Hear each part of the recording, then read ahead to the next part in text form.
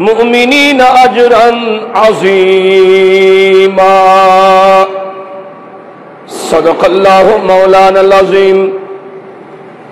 अन अबी हुरैरता रदियल्लाहु तआला अन्हु अन्ना रसूलल्लाहि सल्लल्लाहु तआला अलैहि वसल्लम क़ाल अहब्बुल बिलादि इलल्लाहि मसाजिदुहा व अबग़दुल बिलादि इलल्लाहि अस्वाक़ुहा। व सदक़ रसूलुहुन नबियुल हबीबुल अमीनुल करीम व नहनु अला ज़ालिका लमिनश शाहिदीन व शाकिरीन वल्हम्दुलिल्लाहि रब्बिल आलमीन। मौलाया रब्बि सल्लि व सल्लिम व बारिक अलैहि। दिल है वो दिल जो तेरे याद से मामूर रहा। दिल है वो दिल जो तेरे याद से मामूर रहा। सर है वो सर जो तेरे कदमों पे कुर्बा न गया। सर है वो सर जो तेरे कदमों पे कुर्बा न गया।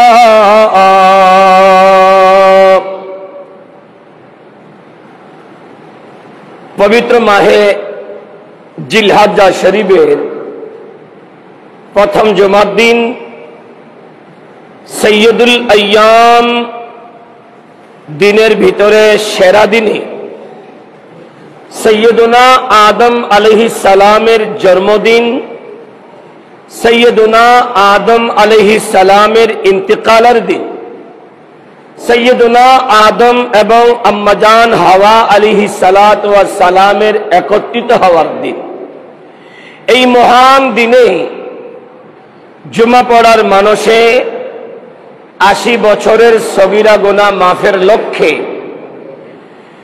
ফেরেশতাদের বালামে নিজেদের নাম রেকর্ড করার প্রয়াসে হাইয়ালাস সালাহ হাইয়ালাল ফালাহ শোনামাত্র মসজিদে আসার এবং বসার নসিহতপূর্ণ বয়ান শুনে জীবনটাকে পরিবর্তন করার যে সুযোগটুকু আল্লাহ আমাদেরকে দিয়েছেন, সেই মুনিব মালিক রব্বে করিমের দরবারে আমরা শুকর আদায় করছি। জবান খুলে সকলে একবার পড়ি আলহামদুলিল্লাহ।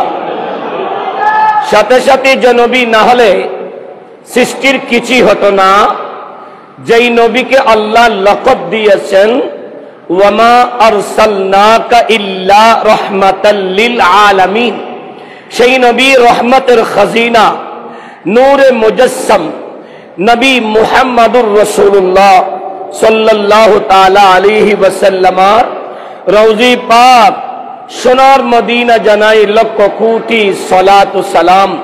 আবারও একবার মুহাব্বতের আওয়াজে পড়ি আলহামদুলিল্লাহ। সম্মানিত হাজিরিন, কুরআনুল কারীমের আমি সূরা নিসার 146 নং আয়াত, সাথে সাথে কুরআনুল কারীমের সূরা আরাফের 26 নং আয়াত, সাথে সহিহ মুসলিমের একখানা হাদিস তেলাওয়াত করেছি। যেই আয়াত এবং হাদিসের আলোকে আমি আমার আলোচনা ইতি টানার আশা করছি। আমি যা বলি যা শোনেন আমাদের উভয়কে তা আমল করার আল্লাহ তৌফিক দিন। সবাই একটু আমিন বলি। গত জুমাতে যারা এসেছিলেন দেখেছেন আমি গত জুমাতে হঠাৎ অসুস্থ হয়ে গিয়েছিলাম। অসুস্থতা এটা আল্লাহর পরীক্ষা। এর আগে প্রতিটা জুমাতে আমি ইঙ্গিত দিতাম অনেক সময় দেরি হবে, আবার অনেক সময় আগে হবে। এজন্য মুসলমানদের উচিত জুমার দিনে সবার আগে মসজিদে আসা। এখন 1:30 বাজে যারা মুসল্লিরা ঘর থেকে গোসল আসল করে 1:30টায় বের হয়, ওনারা যদি অনেক সময় আমি আগে ভাগে নামাজ পড়াই ফেলবো, উনি যদি নামাজ না পায়, ওটা কি খতিবার মসজিদের দোষ না নিজের দোষ? কারণ আগে ভাগে বলে রেখেছি অনেক সময় আগে হবে, অনেক সময় পরে হবে। এজন্য আগে ভাগে মসজিদে আসা, ফেরেশতাদের বালামে নিজেদের নামটা লিখে নেওয়া অতি আফজল। বড় করে বলি, আর একটা আওয়াজ করে বলি। এই আজকে যারা এসেছেন, আজকে আমি হাদিসে পাক পড়ব, শুনবেন। আমার নবী বলছেন, জুমার দিনে কোনো ব্যক্তি যদি মসজিদে আগে আসে, মসজিদ থেকে শেষে বের হয়, যতক্ষণ বান্দাটা মসজিদে থাকে অতক্ষণ 70,000 রহমতের ফেরেশতা ওই বান্দার জন্য রবের কাছে মাগফিরাত এবং রহমত প্রার্থনা করতে থাকে। এখন উনি রহমতে পেল না, ওনার হুঁশ হলো 1:30 বাজে মসজিদে আসার জন্য, উনি নামাজ পায়নি, বা বাহিরে যদি চিল্লাচিল্লি করে, এটা কি মসজিদ কমিটি, মসজিদ খতিবদের কোনো দায় আছে? তুমি মুসলমান না, নিজেকে মুসলমান দাবি করলে তো মুসলমানের উচিত কি সেরা দিনে সবার আগে আসা, সবার শেষে যাওয়া। তুমি আসো সবার শেষে, আবার মসজিদ থেকে পলায়ন করো সবার আগে, 2 রাকাত পড়ে মসজিদ থেকে পলায়ন করো। এই পলায়নকারী মানুষগুলা কিয়ামতের ময়দানে রবের সামনে লজ্জিত হবে, সৃষ্টির সামনে লাঞ্ছিত হবে। আল্লাহ মুসলমান গুলাকে সঠিকটা বোঝার তৌফিক দান করুন। আর একটা আওয়াজ করে বলি, এখানে আপনারা যারা এসেছেন 1 মিনিট সুস্থ থাকতে পারবেন, তার কোনো গ্যারান্টি কেউ দিতে পারবেন? আমি গত জুমাতে শুরু করার সময় আমার আলোচনা গলাটা ঠিকঠাক ছিল, কিন্তু আলোচনার মধ্যখানে গিয়ে যদি অসুস্থ হয়ে গলাটা বসে যায়, সেটা কি কিছু করার থাকে? আর আমি যতদিন এখানে আসছি, যতদিন আলোচনা করেছি, আমি একটা আলোচনা কোরআন এবং সুন্নাহর বাহিরে কিচ্ছা কাহিনী দিয়ে আলোচনা করিনি। যতদিন এখানে এসেছি শুরু থেকে আজ, যারা প্রথম থেকে আলোচনা শুনবে তারা আলোচনা শুরু থেকে শেষ বুঝতে পারবে। তো যিনি হুট করে আগে শেষে আসবেন, উনি কি আলোচনার এ আর জেড কিছু বুঝতে পারবে? ওনার কাছে আলোচনাটা এলোমেলো হবে। এজন্য ইলম অর্জন করা প্রত্যেক মুসলমানদের জন্য ফরজ। এটা ইলমে যাহির আর ইলমে নাফি। আমি যেগুলা বলি ইলমে নাফি আর ইলমে আসরার, ইলমে আসরারের সাথে ইলমে আতাই, সব জ্ঞান আপনি স্কুলে, কলেজে, মাদ্রাসায় পাবেন না।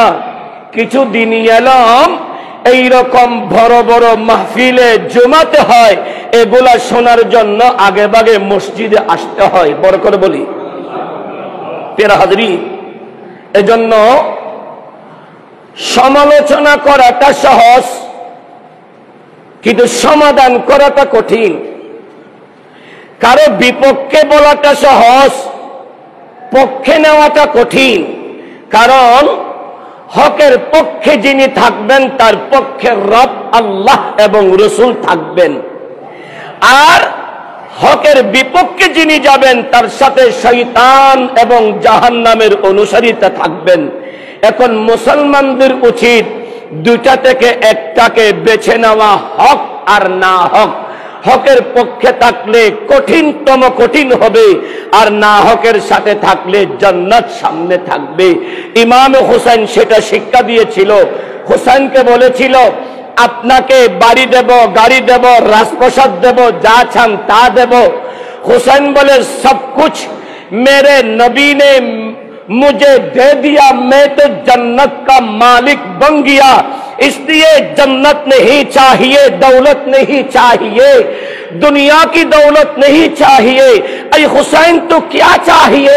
हुसैन ने यह फरमाया, मुझे नबी और मेरे रब चाहिए बड़ करे बोली আর একটা আওয়াজ করে বলি আমার কিছু লাগবে না আমার রব এবং আমার নবীকে লাগবে কারণ ওয়ামাই ইউতিউর রাসূলা ফাকাদ আতা আল্লাহ নবী আপনার সাথে আছে তো আল্লাহ আপনার হয়ে গেছে প্রিয় হাজরিন আলোচনাতে যাব আজকে প্রথম জুমা আগামী জুমাও পাবেন শনিবার 7 তারিখ সকালে পবিত্র ঈদুল আজহা বলেন না পবিত্র ঈদুল আজহা কুরবানির ঈদ বড় মুহতাবর ফজিলতওয়ালা ঈদ নিজের জীবনটাকে পরিবর্তন করার ঈদ নিজের মরা কলবটাকে সৈয়দনা ইসমাঈল আলাইহিস সালামের আদর্শ দিয়ে পরিবর্তন করার ঈদ রবের কাছে নিজেকে সঁপে দেওয়ার ঈদ এজন্য শরীয়তের মাসালা দয়াল নবী বলছেন যার কাছে 52.5 তোলা রূপা পরিমাণ সম্পদ আছে 52.5 তোলা রূপা মানে 90 থেকে 92 হাজার টাকা পরিমাণ সম্পদ যার মালিকানায় আছে তার উপর কুরবানি করাটা ওয়াজিব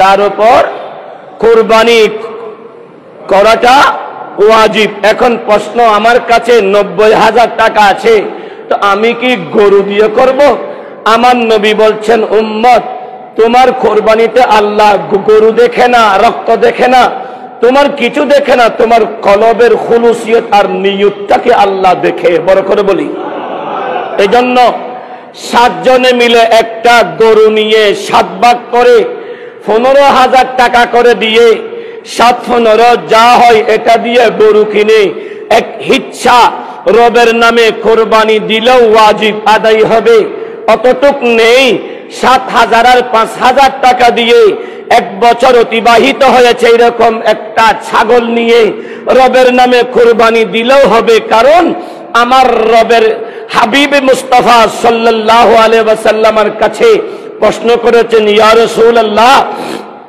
আমরা যদি ছাগল আর দুব্বা বা ভেড়া কুরবানি দিই এটার বিনিময় কি হবে আমার নবী বলছেন ছাগলের একটা পশমে একটা করে সওয়াব বড় করে বলি আর একটা আওয়াজ করে বলি এজন্য কুরবানি দেওয়ার জন্য বিশাল গরু নিতে হবে না বিশাল ওট নিতে হবে না বিশাল আকারের দুব্বা নিতে হবে না আপনার সামর্থ্য আছে যত অত দিয়ে কুরবানি করবেন কার জন্য আল্লাহর জন্য জন্য আল্লাহ বলছেন ফাসাল্লি লিরাব্বিকা ওয়ানহার মেহবুবে মুস্তাফা নামাজ পড়ুন এবং রবের নামে কুরবানি করুন এই কুরবানির জন্য আমার নবী দুটা বড় বড় দুব্বা বা ভেড়া কুরবানি করেছেন আমার নবী ওই ভেড়ার পায়ের পাজরে ভর দিয়ে আমার নবী নিজে জবে করেছেন বিসমিল্লাহে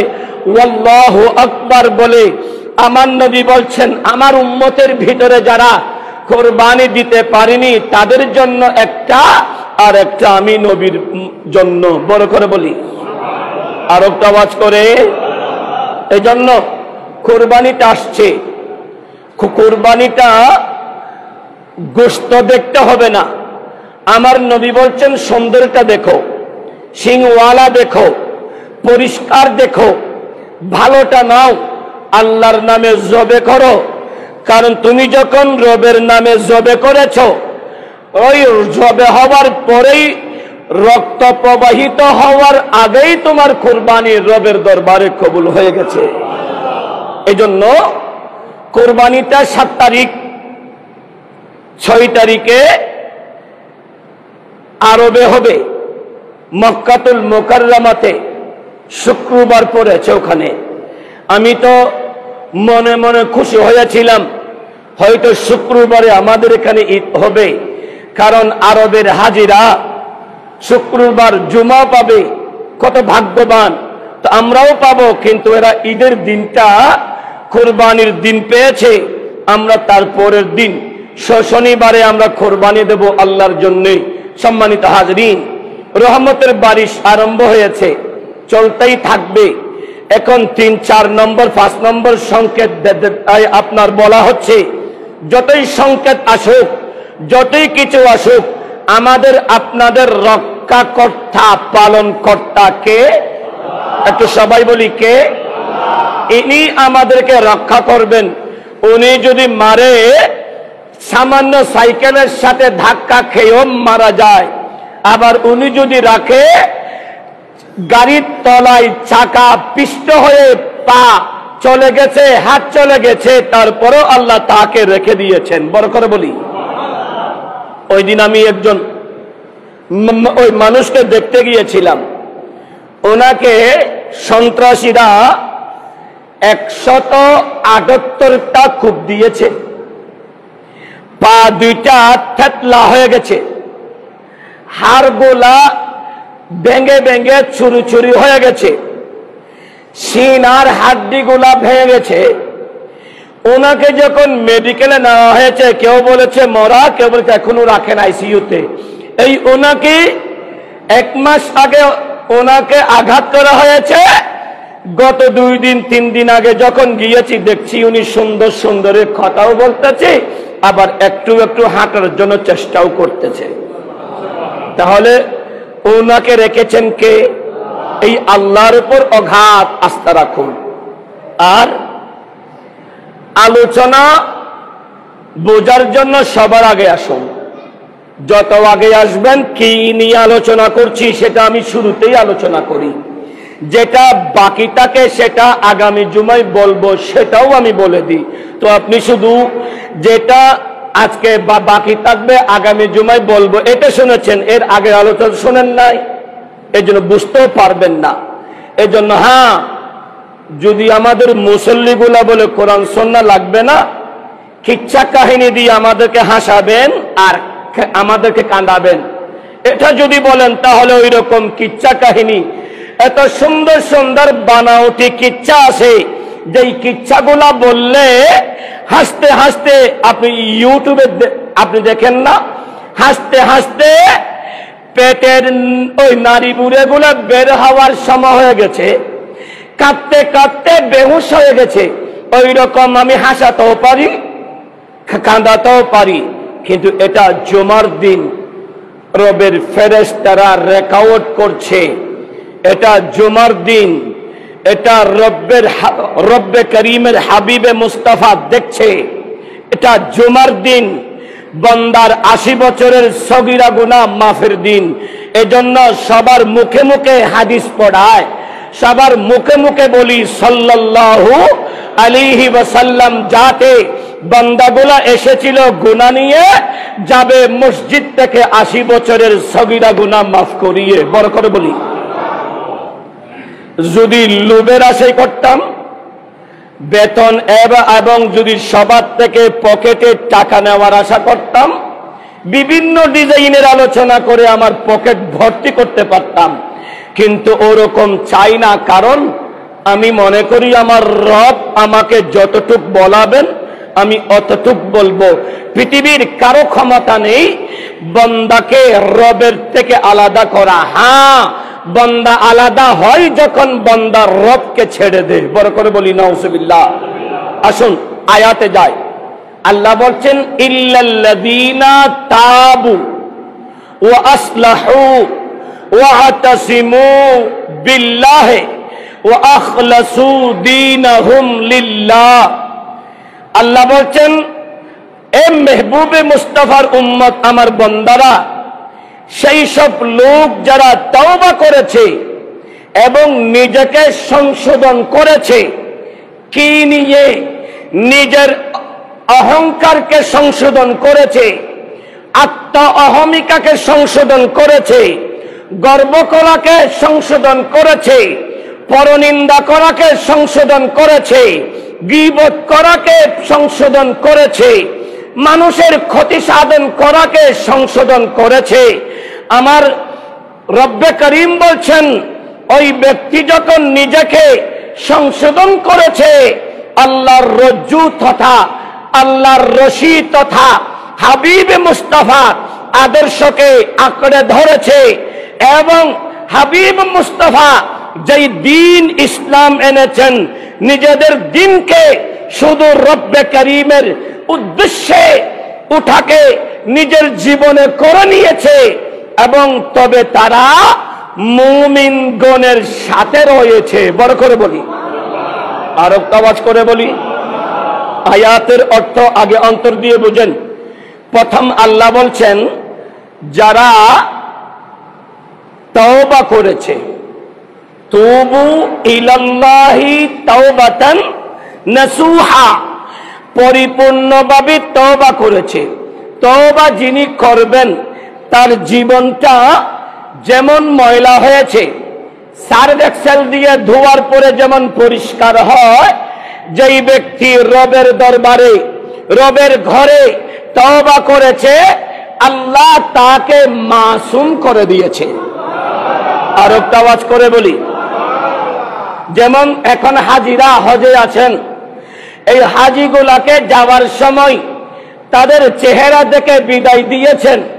হাজিগুলা যখন আসবে, তাদের পাও দেখবেন, কেন ভাগ্যবান হাজি, তুমি তো রবের বাড়িতে গিয়েছো, তুমি তো সাফা দেখেছো, মারওয়া দেখেছো, মাকাম ইব্রাহিম দেখেছো, রুকুনে ইয়ামিনি দেখেছো, হাজর ইসমাইল দেখেছো, হাতিমে কাবা দেখেছো, মুলতাজিম দেখেছো, জমজম খেয়েছো, মিনাতে গিয়েছো, আরাফায় গিয়েছো, মুজদালিফায় গিয়েছো, জামারাতি পাথর মেরেছো। আরে নয় নয় নয়, জবলের নূরে উঠেছো, জবলের রহমতে গিয়েছো, আরে জবলের সুরে গিয়েছো, মুস্তাফার দরবার মদিনাতে গিয়েছো। তুমি কত ভাগ্যবান, তোমার কদমটা মদিনাওয়ালার হেরমে, মদিনাওয়ালার কদম লাগার জমিনে লাগিয়েছো। তোমার কদমটা দেখতে দাও। দেখে দেখে ওই ব্যক্তি যখন দোয়া করে, মেহবুব মুস্তাফা বলে, 40 দিন যাবত ওই হাজিউল হারামাইন জিয়ুবুর রহমান যার জন্য হাত তুলবে, বেলা শোভা তার দোয়া কবুল হবে। আর একটা আওয়াজ করে আমার নবী বলছেন, হ্যাঁ, হজ করে আসার পরে যদি মানুষের আয় কাটো, জেনে শুনে একটা গুনাহ করো, হজ করার আগে একটাতে 10টা গুনাহ পেয়েছো, হজ করার পরে একটা গুনাহ করলে 70টা গুনাহ তোমার বালামে রেকর্ড হবে। এখন লাভ হবে না পাপ হবে? পাপ হবে না, কারণ আগে ছিল 1-এ 10, এখন হলো 1-এ 70, 60টা আপনার গুনাহ বেড়ে গেছে। এই জন্য কি আপনি বলবেন আমি গুনাহ করতে আছি, হজ করব না? এই রকম যদি কেউ মনে করে, সেই কি মুমিন হিসাবে রবের কাছে বিবেচিত হতে পারে? ইত্তাকুল্লাহ। এজন্য বলছেন, যারা আল্লাহর কাছে তওবা করে নিজেকে সংশোধন করেছে, আল্লাহর রজ্জু তথা হাবলিল বরিদ মুস্তাফার আদর্শকে ধারণ করেছে, নিজেদের দিন ইসলাম শান্তির ধর্মটাকে আল্লাহরই উদ্দেশ্যে নিজের করে নিয়েছে, ওই বান্দাগুলা তাদের পূর্বপুরুষ সিদ্দিক আকবর, ফারুক আজম, উসমান জিন্নুরাইন, সাহাবী রাসূল, তাবিঈন, তবে তাবিঈন রাসূল, আনসার মুহাজিরিনদের এই মুমিন যারা আছে, এদের অন্তর্ভুক্ত থাকবে। বড় করে বলি, আর একটা আওয়াজ করে বলি। প্রিয় হাজরি, এজন্য আমার নবী সরবরে কায়নাত শামসুদ্দোহা সাল্লাল্লাহু তাআলা আলাইহি ওয়াসাল্লামা আমাদেরকে বলছেন, অবিলম্বে ইউতিল্লাহুল মুমিনিনা আজরান আযীমা, আর অবিলম্বে আল্লাহ মুমিনদেরকে মহা পুরস্কার দেবেন। আল্লাহ পুরস্কারটা কি দিবেন? আল্লাহ বলে, কানাত লাহুম জান্নাতুল ফিরদাউসি নুজুলা, তোমাদেরকে নবীগণের জান্নাত, সাহাবীগণের জান্নাত, শুহাদাদের জান্নাত, ওলিউল্লাহর জান্নাত, জান্নাতুল ফিরদাউসে জায়গা দেওয়া হবে। আর একটু আস্তে করে বলেন না। এখন এই আয়াতের আলোচনায় যাওয়ার আগে আর একটা আয়াতে করিমা আমি এখানে পড়েছিলাম। রব্বে করিমের হাবিবে মুস্তাফা বড় সুন্দর করে বলছেন কুরআনুল কারীমের ভিতরে একটা অন্তর দিয়ে। প্রিয় হাজরিন, আল্লাহ বলছেন ওয়ালিকুল্লি উম্মাতিন জাআলনা মানসাকাল লিয়াযকুরু ইসমাল্লাহ, প্রত্যেক জাতির জন্য আমি রব্বে করিম কুরবানির নিয়ম করে দিয়েছি। কেন? এই জন্য যে লিয়াযকুরু ইসমাল্লাহি আলা মা রাযাকাহুম মিন বাহিমাতিল আনআম, আল্লাহ তাদেরকে যে সকল চতুষ্পদ জন্তু প্রদান করেছেন সেগুলির উপর তারা যেন আল্লাহর নাম স্মরণ করতে পারে। বড় করে বলি, আর একটা আওয়াজ করে। প্রিয় হাজরিন, এই 18,000 এই মখলুকাত আল্লাহ সৃষ্টি করেছেন, যেগুলাকে আহাল্লা হালালাহু, আল্লাহ হালাল করেছেন আমাদের জন্য, এগুলোকে হালাল জানা। ও হারামা হারামাহু, যেগুলা হারাম এগুলাকে হারাম জানা।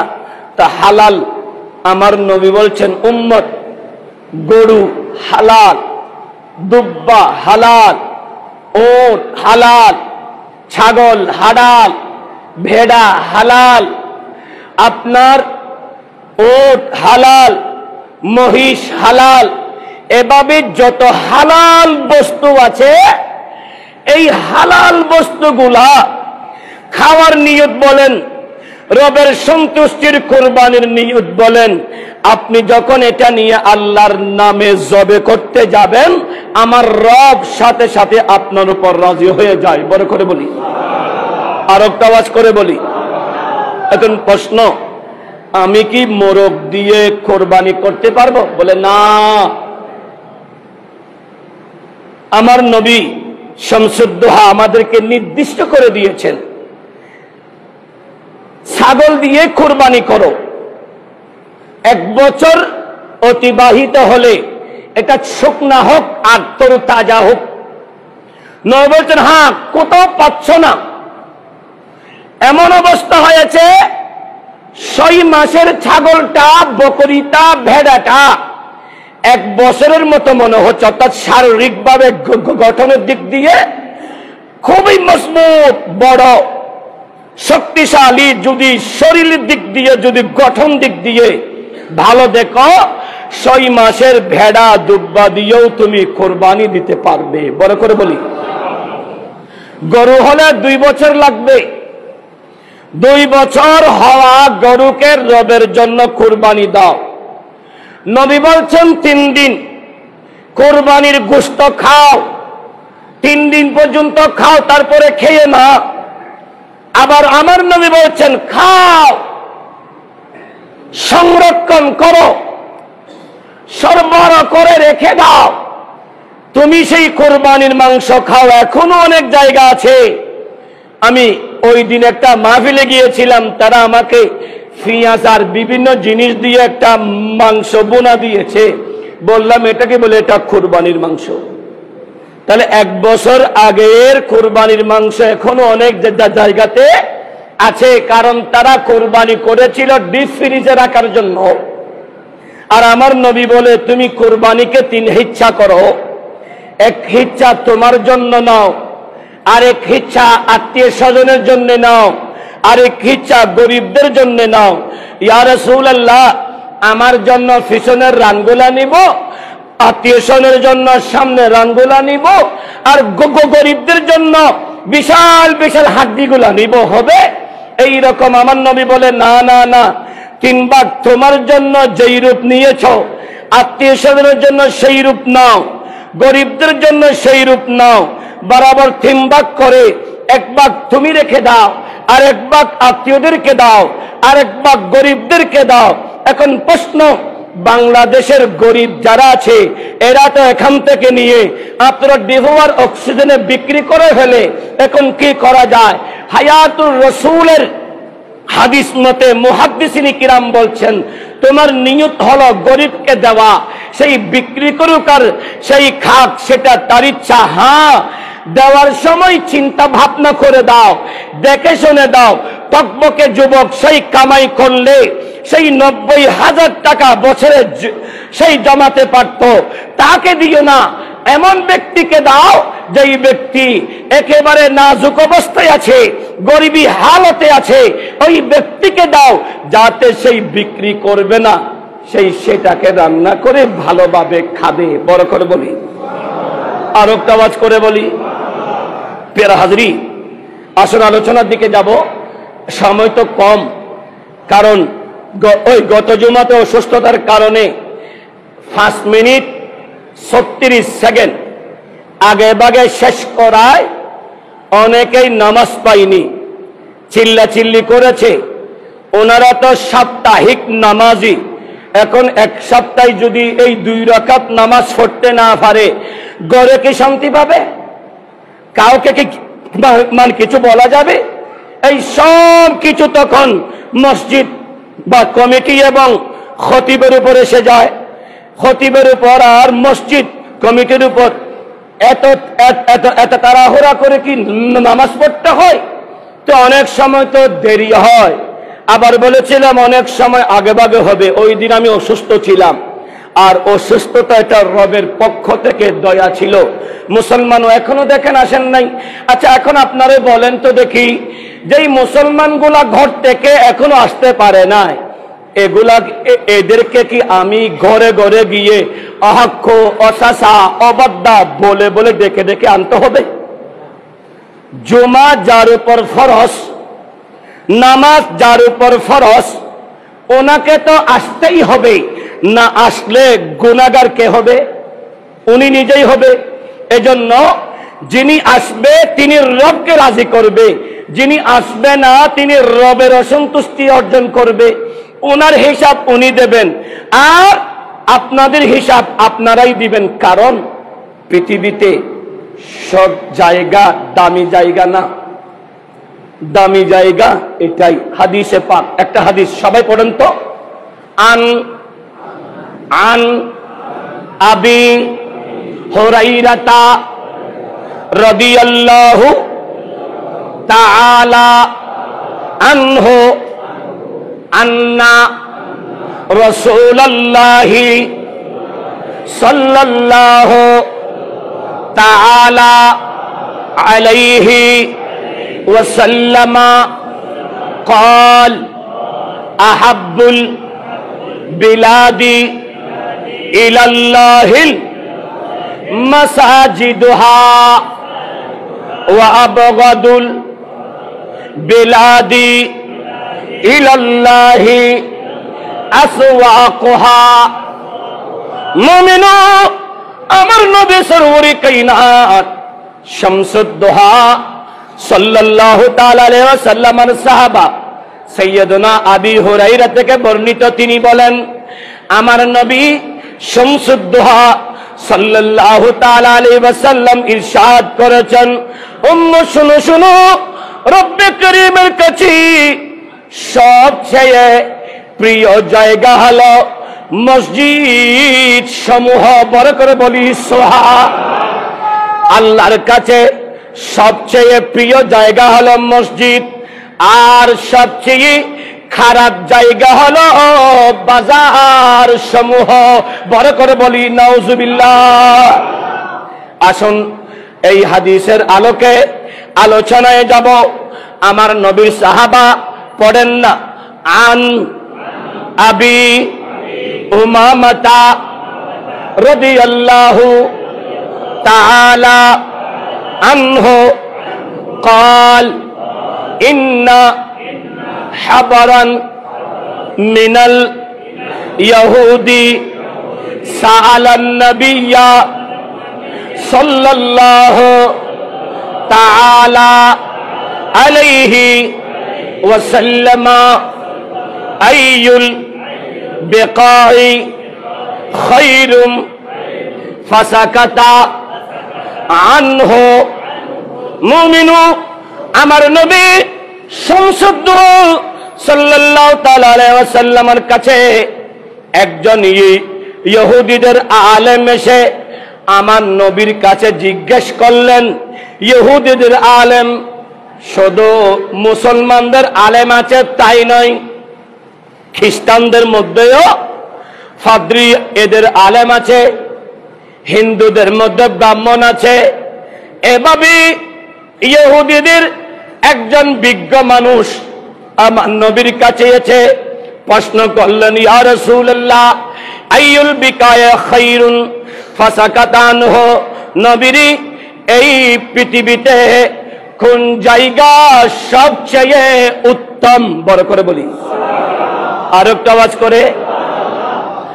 ফাকালা মাল মাসউলু আনহা বিআলামা মিনাস সাইল ওয়ালাকিন আসআলু রাব্বি তাবারাকা ওয়া তাআলা। সুম্মা ক্বালা জিবরাইল মান দিয়াদান, আমার নবীকে, আমার নবী ওই ইহুদির বিজ্ঞ ব্যক্তির প্রশ্নের উত্তরে চুপ রইলেন। আমার নবী উত্তর দিল না, কারণ আমার নবীর রবের অপেক্ষায় আছেন। আমার নবী নীরব রইলেন। তারপরে আমার নবীর শামসুদ্দোহা অপেক্ষা করছেন জিবরাইল আসা পর্যন্ত। যতক্ষণ জিবরাইল আসবে না আমার নবী চুপ রইলেন। দ্বিতীয়বার আমার নবীর কাছে প্রশ্ন করলেন, ইয়া রাসূলুল্লাহ এই পৃথিবীতে কোন জায়গা বেশি উত্তম? আমার নবী চুপ রইলেন।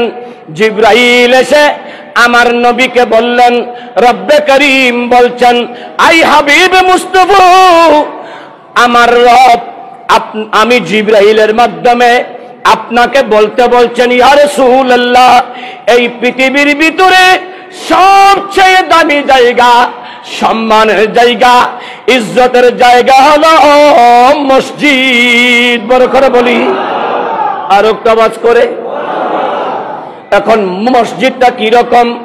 আমার নবী বলে, আমার উম্মতের ভিতরে কোন ব্যক্তি যদি মসজিদ সম্পূর্ণ তৈরি করতে হবে না, একটা মোরগ পালে, বড় বড় পাকিস্তানি মোরগ আছে, এগুলা লালন পালন করতে হলে একটু বড় করে একটা ঘর তৈরি করতে হয়, যাকে চট্টগ্রামের ভাষায় আড়াইল বলা হয়। এই বাসা পরিমাণ যদি কোন ব্যক্তি মসজিদ তৈরি করে, আমার নবী বলে ওই ব্যক্তির জন্য আল্লাহ জান্নাতে একটা বাড়ি তৈরি করে। আর একটা আওয়াজ করে বলেন। এই শ্রমিককে ছোট একটা কোন ব্যক্তি যদি আল্লাহর ঘর তৈরি করে, তার জন্য আমার রব জান্নাতে বাড়ি তৈরি করেন। আল্লাহ আই হাবিবে মুস্তাফা রব্বে করিম কি আমাদের মতো এই টাইলস দিয়ে, আমাদের মতো এরকম করে জান্নাত তৈরি করবেন? বলে না না না, আল্লাহ জান্নাত তৈরি করবেন ইয়াকুত পাথর দিয়ে, মণিমুক্তা দিয়ে। আমার আল্লাহ জান্নাত বানাবে। ও হাবিবে মুস্তাফা, যারা মসজিদের সাথে সম্পর্ক রাখে, মসজিদ তৈরি করে, এদের জন্য জান্নাতটা কত বড়। আমার নবী বলে, উম্মত জিবরাইল একদিন রবের কাছে বলে, আল্লাহ আমাকে জান্নাত প্রদক্ষিণ করার অনুমতি দেন। জিবরাইল অনুমতি নিয়ে এই প্রান্ততে শুরু করে জিবরাইল জান্নাতে ঘুরতে ঘুরতে ক্লান্ত হয়ে গেছে। বলে, ইয়া রব্বে করিম এত বড় বড় জান্নাত কার জন্য?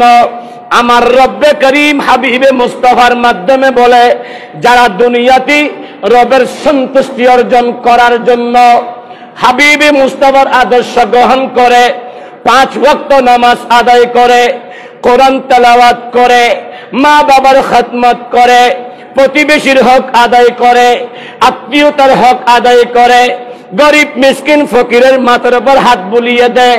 যেই ব্যক্তি হকুল্লাহ আল্লাহর হক আদায় করে, হকুল ইবাদ বান্দার হক আদায় করে, যেই ব্যক্তি দিনের বেলায় রিজিক তালাশ করে, রাতের বেলায় ফাতাহাজ্জাত বিহি নাফিলাতাল লাক, রবের সন্তুষ্টির জন্য তাহাজ্জুদে দাঁড়িয়ে চোখের পানি ফেলে ফেলে কান্নাকাটি করে, ওই সমস্ত বান্দাদের জন্য যারা মসজিদের সাথে সম্পর্ক রাখে, মসজিদে তার সামর্থ্য অনুসারে দান করে, মসজিদকে সাজায়, আল্লাহ ওই বান্দাদের জন্য এই জান্নাতগুলো তৈরি করেছে।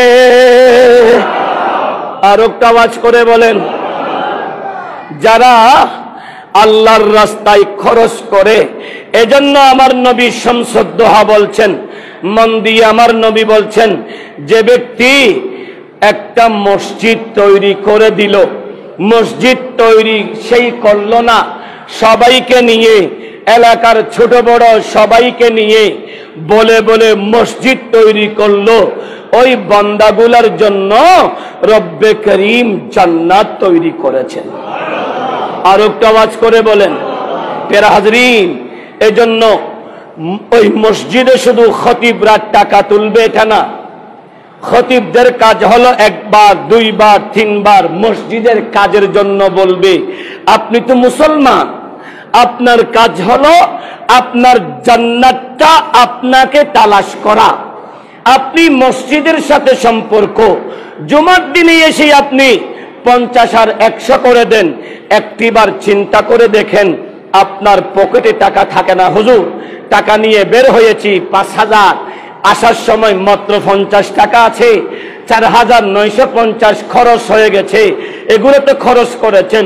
তো সপ্তাহে আপনি যদি 50 আর 100 করে দেন, এই মসজিদটা সুন্দরভাবেই চলবে, এই মসজিদটা আলোকিতভাবেই চলবে, কারো কাছে চাইতে হবে না। আর সব সময় যদি খতিবরা টাকার যদি কথা বলে, দেখতেও সুন্দর লাগে না, বলতেও অনেক সময়, কারণ একটা সাবজেক্ট নিয়ে আলোচনা করতে গেলে তখন যদি টাকার কথা বলতে হয় তখন নিজেরও একটা খারাপ লাগে। এজন্য বলছি মুসলমানও, মসজিদ এটা আমি নিয়ে যাব না, মসজিদ আমাদের মসজিদ কমিটি নিয়ে যাবে না, এই মসজিদ গোটা জঙ্গলপাড়াবাসীর, এই মসজিদ সামাদপুরবাসীর, এই মসজিদ আপনার জাহানপুরবাসীর, এই গোটা মহল্লার সবার উপরে এই মসজিদ যেমন হক পায়,